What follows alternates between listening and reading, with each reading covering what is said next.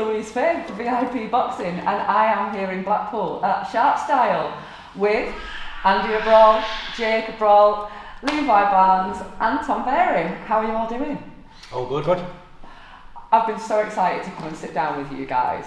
Primarily yourself, Andy. I've been wanting to do this for about a year and sit down and learn a little bit about what goes on at Sharp Style. So I want to take it right back and start with you, Andy, if that's okay. Yeah. How did you get into boxing? I've always been in and out of gyms, but when I first started to take it serious about competing, I got mixed up with, when I first moved to Blackpool at 15-year-old, with the football fighting scene. I was young, we used to go to matches, not for football, I'm not keen on football, but I just loved the fighting side of it. Where I'm from is quite a rough place, Middlesbrough. There was fights quite regular, so growing up fighting was a common thing. And when I got gloves on, there was a different side to it I learned. It was totally different, and I was intrigued with it and just got hold of me. Got hooked? Yeah. And you started off in the white collar scene? No, amateur. Oh, you started off in the amateur scene? Started in the right, amateurs. okay. Then I got married young. Right. Had a child, got a mortgage, so money was needed. Amateurs don't pay, so I went on the unlicensed side and travelling the country fighting the unlicensed scene. And that was with Spencer Brown? Yeah. No. Spencer came in further on when I was coaching the fighters. Oh, okay. Yeah, Spencer wasn't doing it at the time. I don't even think he was in Blackpool, Spencer, at the time. Right. So you are a bit of a trailblazer when it comes to it over here. Yeah. And like I say, you moved into the white collar scene and then onto the professional ranks. Yeah. Where you had 3 fights, won 3, and that brought you into a back injury. Yeah.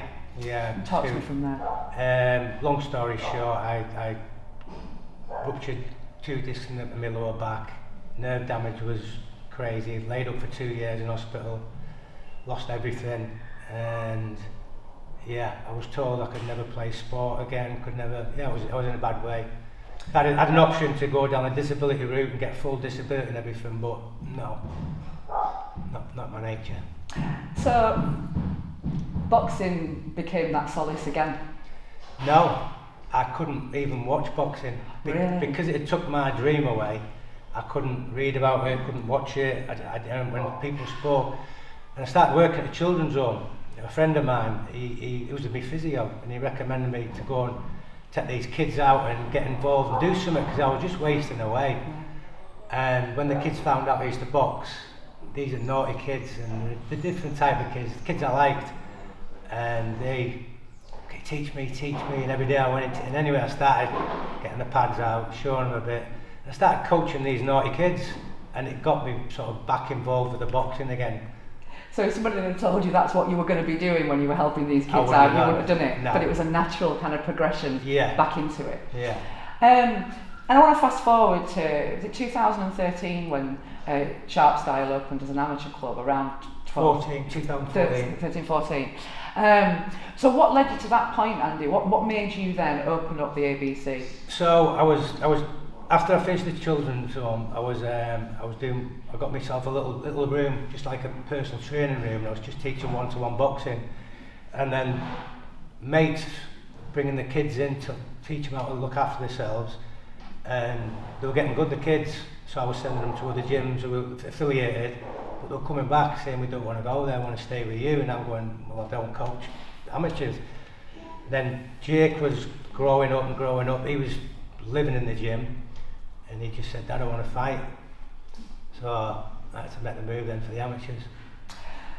So as a father who has been involved in boxing, been in the ring, fought on the streets, fought in the ring, done it all, what was your first thought when your son turns around to you, Jake, and says, Dad, I want to fight? It's going to be harder for him than anyone else.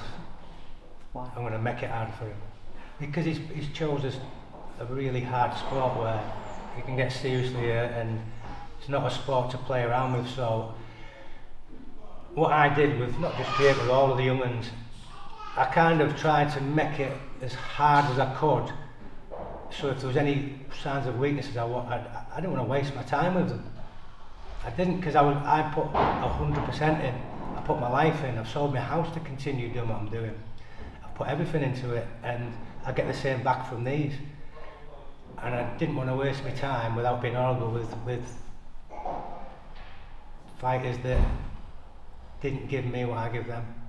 And so, Jay, you were already, like your dad just said then, you were living in the gym prior to that, and you then said to Dad, I want a box. What was the pressure like for you in comparison to the other guys in the gym at the time? Did you feel a different pressure at that age? Not so much, no. We always set targets, didn't we? He said if I want a box, he said I'd had to represent my country by the age of 14, or I'm not doing it, like I wasn't good enough and stuff like that. We've just always set goals throughout the years of me doing it. I've never really felt pressure because I've always wanted to do it, and just never thought of it like that really. It's just always what I've wanted to do, so I've never thought of it as pressure. And something that I've noticed, and what's made me again so intrigued about this gym, is if I didn't know the surnames of you lads here, I wouldn't necessarily know who's a blood relation and who's a surrogate son. Yeah? Do you identify anything different when Dad's coaching? Do you feel any different to the other lads, or are you treated the same as them, or them treated the same as you? Completely the same. Everyone's treated the same. Yeah. It's second we get through them doors, coach and we're all just boxers. You know what I mean? It's how it should be as well. Definitely. And does it ever go wrong in the gym? Do you two ever clash heads? Oh, everyone does in the gym. To be fair, it's not even just me. Everyone. It's just like little back chats and stuff like that. But he always says if I'm wrong, tell me. And we're always like with the sort of gym where if we think something's better, we'll always answer back because he likes that.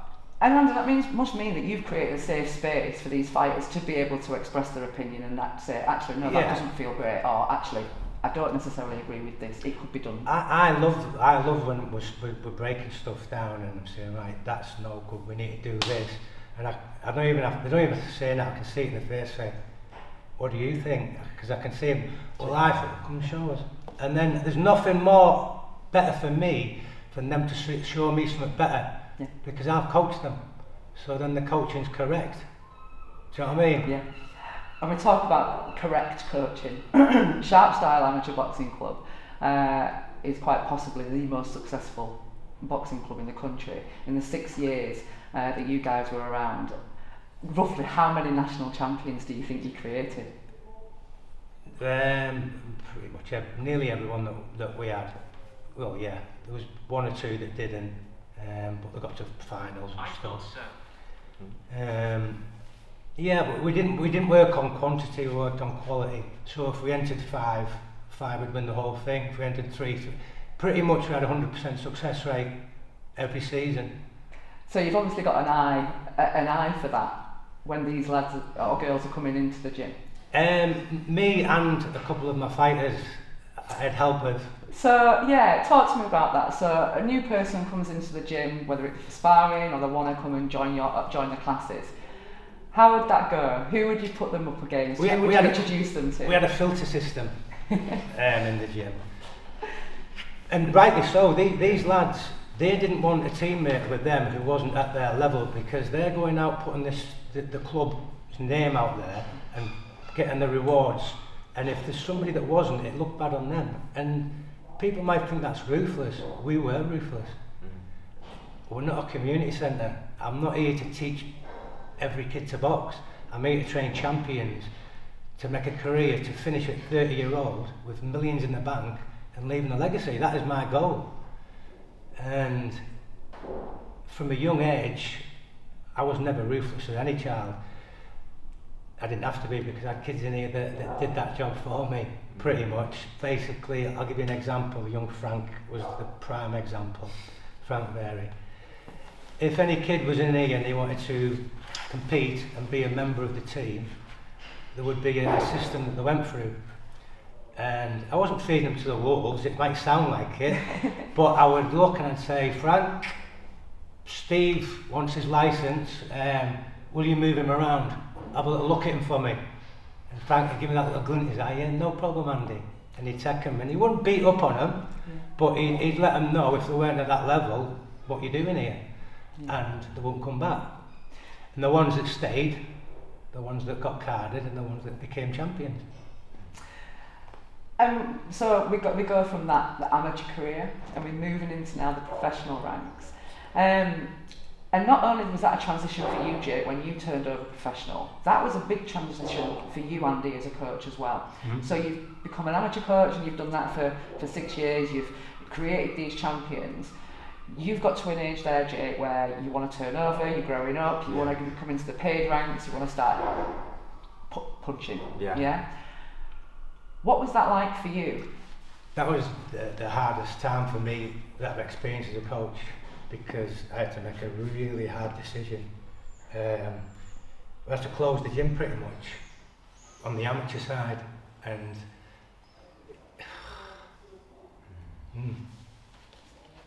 it was hard. It was hard, but you explained to me recently the reason that you did that, and you know, I'm hoping I'm not putting words in your mouth, but really it was to give the best of you. It was two sports, Louise. Yeah. Leighton was very young. There was some still young lads in here running around, messing around. As we always did, it was very good vibe in here. Yeah. But I'm trying to metal my son into a man's sport. Yes. And the two didn't mix. And I could see it was going to fail Jake. And if it failed Jake, I couldn't have done it. So I had to make the decision of stopping the amateurs, which was heartbreaking. Not from the amateur side, from losing the kids that I had with me, that I'd had since they were young. I brought them up exactly the same as Jake. I'd seen them as much as my own son. Some of them probably been more than my own son. Frank, Jesus, I couldn't get rid of him. So that was absolutely heartbreaking for me. People don't understand that, how hard it was. It had benefits as well, because they all went to a certain gym, different gyms, so it's in different coaching, and they realise a lot of the magic, Louise, is having that input from one person over and over and over. Too many people go to different gyms. Yeah, you're getting a little bit from each gym, but I think consistency from good coaching is hard to find, and if you stick to it, it's magic. And you're going to have ups and downs. A lot of kids, when they have the downs, they move gyms, not from them. A lot of the parents are doing it. It's the I say 90% is the parents that move the kids, just because of a loss. So 2021, Jake, you turn over. Yep. Tom, Levi, you were still amateurs at that point, so you're part of this transition process that Andy, you've just alluded to, was really difficult. I'll come to you first, Levi. How did that feel for you? Now, obviously, like, I understood what Andy was on about, innit? Like, he needs to put his time into his son. Yeah. That's why he started again. And obviously, he couldn't do amateurs at the same time, so I just had to make the move. And was it the obvious thing to do when you were going to turn over pro to come straight back? Yeah, no, of course. It's at home, innit? It is, innit? So was there a phone call there? Was it a case of you ringing Andy up and going, I'm ready, I want my licence? We never lost contact. No. You know, listen, there's nothing wrong with it. I couldn't coach him, but I was on the phone to him through whenever they were fighting. But that is coaching. Yeah. It's not physical coaching, but it's still an influence in your life, isn't it? That's had an impact. So it's still coaching. Thomas was different. They were both different. Thomas just didn't settle at all. Through no fault of another gym or any different coaching. It's just, like Levi just said, this was home to these kids, and it is a home. It is home. Yeah. So, how did that feel for you then? You say it might have been a little bit more of a struggle for you, Tom. You're the younger one of the three here. Yeah, I was young at the time, and it was just a big shock. Like, obviously, I've been coming here for years and years, and then just changing somewhere else. It didn't feel natural type of thing. Do you know what I mean? So, as soon as I come back here, it was just like home again, and it's just that glued straight back in, do you know what I mean? Yeah. So you guys have had about a year, just over a year together as pros, when Levi and Tom turned over. Now, I was actually at the gym the day you guys turned over as pro, and this is the first time I'd met Andy, and I remember sitting back and just listening to the conversation between Lee Hogan, videographer here today, and Andy. and Andy talking about you, Jake. I think you'd had a couple of fights by that point, but you two saying these kids could go onto a matchroom card now. These kids could be on the TV tomorrow. I don't want that. I want them to learn their craft. I want them to come to Steve Wood, work with VIP on the small hall shows and learn their trade. And I found that so interesting because so many people would just see the shiny, wouldn't they, and try and go to the TV. How was that explained to you guys? Because surely if somebody had come up with a matchroom contract, you'd have been like, yeah, but I want that. So how was that explained to you? This is the right route. I don't know, well... what Andy was saying made sense in it, like, we're still kids in it, you know what I mean? We've got to grow into it, get our men's strength and stuff like that, and there's no rush. That's what it is, isn't it? There's no rush, we're still young. And what have you learned in your, coming up to 2 years now, it'll be 2 years in September as a pro, so what have you learned in that time? Loads in it, I don't know. I don't know, loads, like, maturing in it, growing. I was just going to say, anything maturing. I've seen you mature. Yeah. That for me, that's something as a person you've really kind of just grown up this last couple of years, and every fight I see progression in you as a man. Your confidence, the way you speak, all of those things, and I think it's testament to your hard work and to the coaching. And Tom, yourself, what have you learned? Yeah, just as you say, it's just going from a child to a man basically. Yeah. And it's all just learning different trades from the amateur to the professional side, and it's a different sport, isn't it? It's a different sport, as you say, yeah. And again, you've got a responsibility, Andy, for all of your fighters. But at the end of the day, this is your son. And up until recently, you're boxing at Super Light, Yes. Jake. Mm-hmm. And was it December? I think something around about that time we had a blip. Yeah, March. Was it March? Yeah. It was, but first calendar year, wasn't it? You had this blip, and you come out with a draw. Mm-hmm. And the next thing, my understanding was you were going to take a little bit of a break from boxing, and then all of a sudden you were back. Mm-hmm. Andy, talk to me about that blip. As much as they're learning, I'm learning bits as well, and what I learned from that was making weight and competing at weight are two different things. So he's still young, he's still growing. We knew Jake's going to develop into a welterweight. Yeah. But at the moment he's not got his man's body. He's still growing, as Levi and Thomas are. And we wanted to test him at the title weight of a super light, which is 10 stone, in an 8-rounder with a decent opponent. I'd seen Josh Sanford. Yeah. Josh was a good kid. Yes, he is. I thought we'll be fine with that, no problem. And we've gone in there, and the difference was the power. Jake was hitting, and he was hurting, but there was a difference between hitting and hurting and getting the result we wanted with the power of the punches. They're heavy-handed, these kids, and the power wasn't there, and that was down the weight. And he said, "Dad, I feel light on my feet. I don't feel," and he got manhandled a bit. Yeah. He got pushed back to the ropes, and we'd never fight in the ropes. I don't think they've ever touched the ropes in their careers. Mm-hmm. And Jake had his back to the ropes from Josh. Every credit to Josh. He was awkward, came in, and he turned into a fight and roughed it up a bit, which Jake showed he can do as well. Yeah. But I don't want to see that. But he learnt a lot from it, and it showed me that he ain't going to fight at that weight again. Yeah. So I took him out. We had a bit of time away. Let his head, because he's never had a time away from the gym since he's 3-year-old, thinking about it. He's never done anything. So I got him a job. He experienced what real life was. How did you find that, Jake? Love you, Will Rowe, but the job wasn't for me at all. It was a shock to him, which is what he needed. He was getting flat, and the blip that he had, that just added to it. And he was in here sparring, wasn't he, Levi? And it was red hot. And there was no rounds. I just let him spar for about 30 minutes, just non-stop, tech sparring. And he wouldn't take his top off. And I never said no, and I knew this was wrong. And anyway, Levi's had his top off, in shape. And he got too hot for Jake, and he took his top off. And I went, Jake, look at you. Yeah. And he went, Dad, I know. I went, what's up? I don't know, Dad. I went, come on, get out. And he needed the break as well. And he didn't argue the point. He knew, Dad, I'm flat. there's something not right. Is that when the conversation goes from a coach and a boxer to a parent and a child conversation? Because when you spoke about that then, Andy, you said dad. I would still Dad. say no. I would say in the gym it was coach speaking to boxer, and then I've not been able to be his dad yet in his whole life. Wow. And I've told him that when he started boxing, you're not going to have a dad. Mhm. I can't be his dad, Louise. I'll be his dad when he retires, and that's when I'll get my son.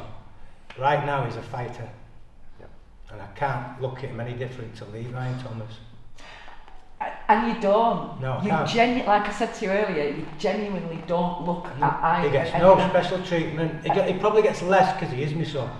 And when I said to you about doing this interview, and I said it's not just I want to speak to you, but I want to understand this kind of father-son relationship and how it can be detrimental in boxing, and it can also be the recipe to absolute success. So that's why very much I wanted to have these conversations. Would you have been able to have the same conversation about making weight and having that break and go and find a job in the real world with Levi and Tom? Yeah, 1,000,000%. But these have been quite lucky that Jake's already walking in their steps, so Levi's not going to have to make the mistake of fighting at 10 stone. I've done it with him. Yeah. Do you know what I mean? Yeah. I'm not using it as an example, No, I know, Jake. but It's just the way it is. He's lucky that he's a little bit further ahead than them. Cool. So any mistakes that I make with Jake, these two won't make them. So a little bit of luck there with these two. Yeah. But Learning from experience. Little brother, big brother kind of thing. So the difference is though, you get to go home, you get to go home, you two go home together. No. Right, So okay. Jake lived with me when he started boxing. He moved in with me. He was with me for about 3 years. And as he got a bit older, he moved back in with his mum. No bad reason at all, just moved back in with his mum. And everything's fine there. I'm on my own, he's in with his mum, and yeah, that was good. So you don't have to carry it back from the gym at home and sit across the dinner table. No, sometimes I do a camp at Dad's, and sometimes I always stay at home. But no, everything's fine at home, really, isn't it? Everything's good. Okay, so let's look to the future. You're all sat here as national champions as amateurs. How far do these boys go in the pro ranks? Injury free, all the way, without a doubt. All the way. Yeah. Skill wise, at the highest level, this is what I'm saying. You can look at the fights now, there's nothing stands out in my eyes, and there's nothing meant to, because all the technical side's been done over the years. Now it's so hard. I'm teaching them how to beat people up, which is the professional boxing side of it. People don't want to see points, they want to see knockouts. I want to see knockouts. We've been getting a few, haven't we, lads? We've been getting a few. But it's very, very hard to teach them to beat someone up who doesn't want to fight. And this is the journeyman, what they're there for. They're there to test these kids and show them stuff. They can't show these kids nothing other than how to try and survive and be awkward. So, Tom, do you reckon when you get somebody in with a winning record, we'll see the best of you, and when they try to open up, that's when... 100%, yeah. Listen, it's hard to try and trap these journeymen that are just trying to survive and stuff, but when there's someone in there actually trying to compete with you, it's a different story. You can show your true colours on. And Levi? Yeah, the same, really, innit? If you know someone who wants to win as well, you want to win even more, really, innit? Yeah. So you get better of you. The good thing is like we take them sparring at the highest level.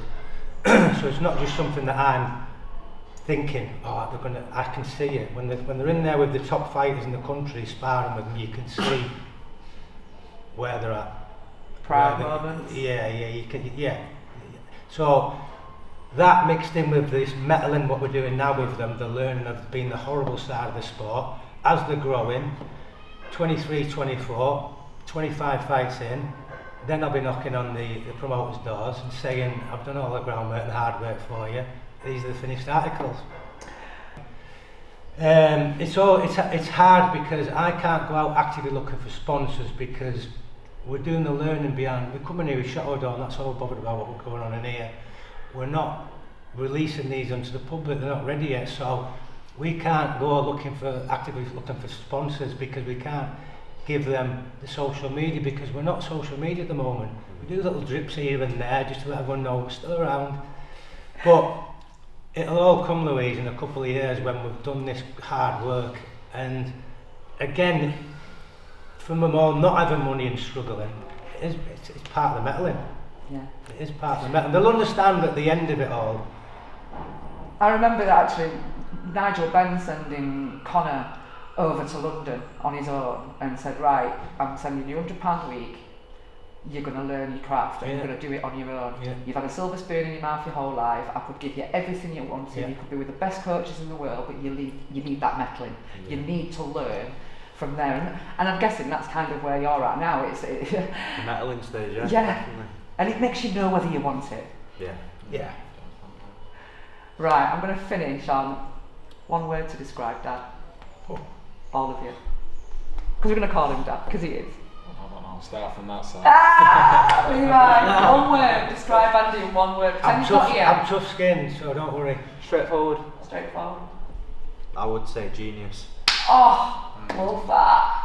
I'll be nice for once, I'll be nice for once. It's on camera as well, Andy. You can keep that one. Now you've got to put a bad one in, you can't give Start three bad ones. listening then. You can't give three good ones. I'll say it. Yeah, stubborn. Stubborn is actually Am I stubborn? Straightforward, stubborn genius. I love I it. didn't think I was stubborn. always right. I think we've already established. Until proven wrong. No, well, we've got two rules. Rule number 1 is Andy's always right. Rule number 2 is if Andy's wrong, see rule 1. Yep. Alright? Guys, thank you so much for sitting down with me today and doing this. I've asked everything that I really wanted to ask and I'm really getting to you. So I'm really excited to see you guys back out, 7th of September, Blackpool Winter Gardens. Don't think we've got opponents yet, but I think you're all out on that card. I think you're co-headlining, aren't you, Jay? Yes. So we'll be back very soon and we'll be getting some interviews with you guys and talking about all that sort of stuff moving forward. But thank you so much. Thanks, Louise. Cheers. Thank you. For all boxing info, news and latest interviews, amateur and pro, across the north, click and subscribe. VIP Boxing Promotions. Also Twitter, Instagram and Facebook.